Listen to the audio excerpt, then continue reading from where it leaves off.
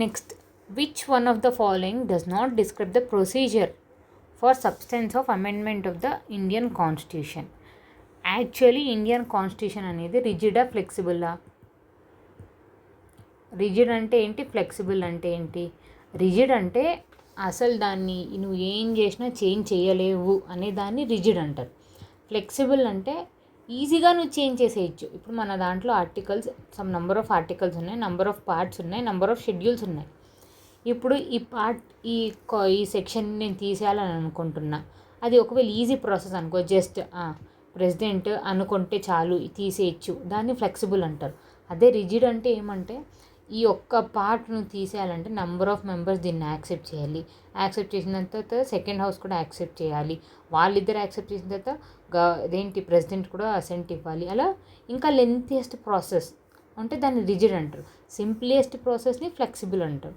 So ఇలా మన amendment which article deals with amendment of the constitution? So amendment of the constitution అంటే అర్థమైంది అనుకుంటే రిజిడ్, ఫ్లెక్సిబుల్. యాక్చువల్లీ ఏంటి అమెండ్మెంట్ ఆఫ్ ద కాన్స్టిట్యూషన్ ఎలా చేస్తాము? యాక్చువల్లీ మనం ఇండియాలో ఏం బిలీవ్ చేస్తామంటే సుప్రీమసీ ఆఫ్ ద కాన్స్టిట్యూషన్, అంటే కాన్స్టిట్యూషన్కి మించింది ఏదీ లేదు అని. బట్ ఫ్యూ టైమ్స్ ఎవల్యూషన్ అయ్యే కొద్దీ కొన్ని ప్రొవిజన్స్ అనేది చేంజ్ అవుతూ ఉంటాయి. అంతే కదండి, మన సంథింగ్ మన సిస్టమ్ ఎవాల్వ్ అయ్యే కొద్దీ మనలో ఫీచర్స్ కానీ, ఈవెన్ కాన్స్టిట్యూషన్ ఎవాల్వ్ అయ్యే కొద్దీ ఒక ఫీచర్స్ కానీ, ఒక అనిమల్ ఎవాల్వ్ అయ్యే కొద్దీ కూడా దాని ఫీచర్స్ కానీ అక్కడున్న సర్కమ్స్టెన్స్కి అడాప్ట్ అయ్యేలాగా ఉండాలి. So we need a constitutional amendment.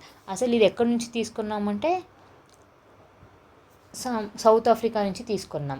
Okay, which part 20, which article 368 the constitution deals with amendment of the constitution. దీనికి టూ టైప్స్ ఆఫ్ అమెండ్మెంట్స్ బాగా గుర్తు పెట్టుకోండి. Actually they will confuse you. 3 types of amendments ఉన్నాయి, 2 types of amendments ఉన్నాయి, 5 types of amendments ఉన్నాయి. మన Indian కాన్స్టిట్యూషన్లో ఉండేది 2 types ఆఫ్ అమెండ్మెంట్స్. కాన్స్టిట్యూషన్లో రాసినవి ఎన్ని అని. యాక్చువల్గా బయట వస్తే 3 types ఆఫ్ అమెండ్మెంట్స్ ఉన్నాయి. I will discuss thoroughly. ఈ 2 types of amendments important. First ఏంటి, with special majority in parliament. ఇదేంటి, special majority of parliament plus simple majority of state legislative. ఇది ఫెడరల్ ఫీచర్స్ని ఏమన్నా చేంజ్ చేయాలి అని అనుకుంటే, సో అప్పుడు స్టేట్ యొక్క ఇన్వాల్వ్మెంట్ ఉంది కాబట్టి స్టేట్ యొక్క ఓటింగ్ కూడా మనకు కావాలి. సో ఈ స్పెషల్ మెజారిటీ అంటే ఏంటి, గ్రేటర్ దాన్ 50% అండ్ 75%. దీన్ని 2/3 అని అంటారు. ఈ 50% present and voting, sorry 2/3 is present and voting. అక్కడ ఎంతమంది ఉన్నారు, ఇప్పుడు పార్లమెంట్లో ప్రతి ఒక్క మెంబర్ అటెండ్ అవ్వరు. ఇన్ ద సెన్స్ లోక్సభ, లోక్సభలో ప్రెజెంట్ అయిన వాళ్ళు 75% ఓకే అంటే చాలు. అండ్ ఇది total member of the house.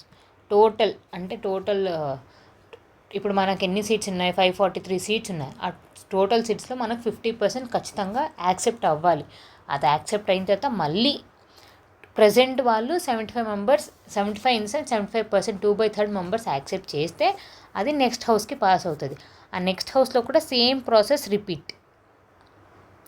ఇది రిపీట్ అయిన తర్వాత ప్రెసిడెంట్ దగ్గరికి వెళ్తుంది. సో ప్రెసిడెంట్ ఏం చేస్తాడు, definitely he should give his assigned.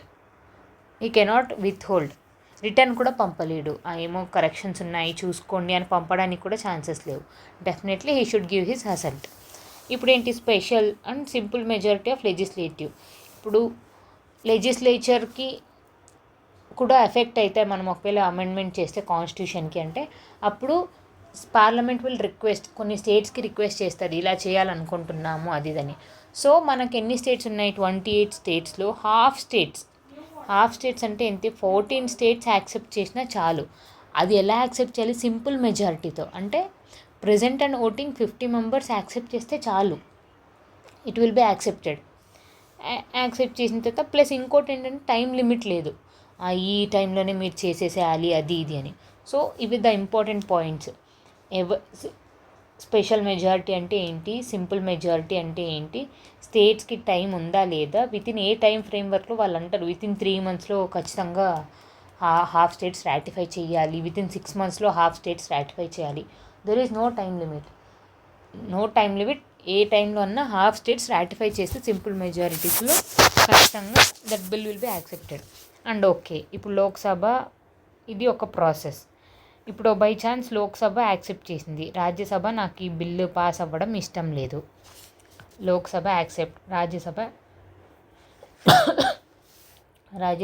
Said I don't like this bill అని. అప్పుడు ఏంటి అంటే no provision of joint sitting లేదు, ఈ ఇద్దరు సపరేట్గానే యాక్సెప్ట్ చేయాలి. అర్థమైంది అనుకుంటా. సపరేట్గా యాక్సెప్ట్ చేసిన తర్వాతనే ప్రెసిడెంట్ ఖచ్చితంగా బిల్లుని అసెంట్ ఇవ్వాలి, or else he cannot return. ఆయన రిటర్న్ చేసేకి లేదు కాబట్టి ఇవ్వాలి.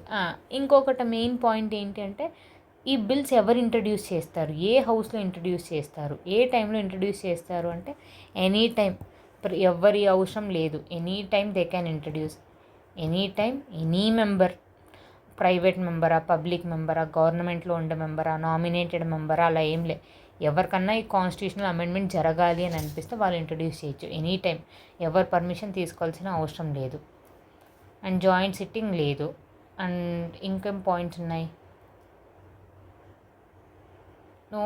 Any time they can introduce, private member and public member can introduce, no provision of joint sitting, president ఖచ్చితంగా అసెంట్ ఇవ్వాలి, డెడ్ లాక్ ఉన్న స్క్రాప్ అయిపోతుంది కానీ జాయింట్ సిట్టింగ్ అయితే లేదు. Okay.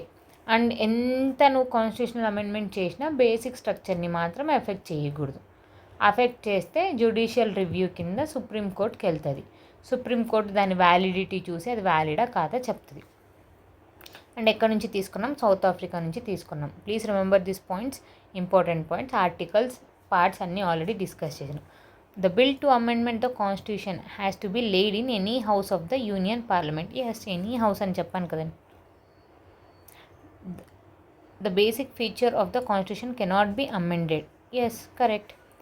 In the event of deadlock between two houses of parliament, there is no provision of joint sitting. Yes, joint sitting A article కింద discussion ఒకసారి comment చేయండి. And did you get all this? I have discuss, నేను అన్నీ చెప్పాను. ఇప్పుడు ఏంటి, an amendment of the constitution can be initiated only by the introduction of bill for the purpose in either house of the parliament and not in the state legislature. ఇది important point. Lok Sabha, Rajya Sabha ఇవి రెండే introduce చేసే power ఉన్నాయి, state లెజిస్లేచర్లో చేయలేరు. ఎందుకంటే whole ఇండియాలో states అనేది ఒక పార్ట్. ఈ స్టేట్ ఇండియాని మొత్తం అమెండ్మెంట్ చేసేలాంటివి పాస్ చేయలేరు. సెంటర్ దీనికి హెడ్ మాత్రం చెయ్యగలదు అని ఒక provision. The bill can be introduce either by ministers or private member and does not require prior permission of president. This is what I have told.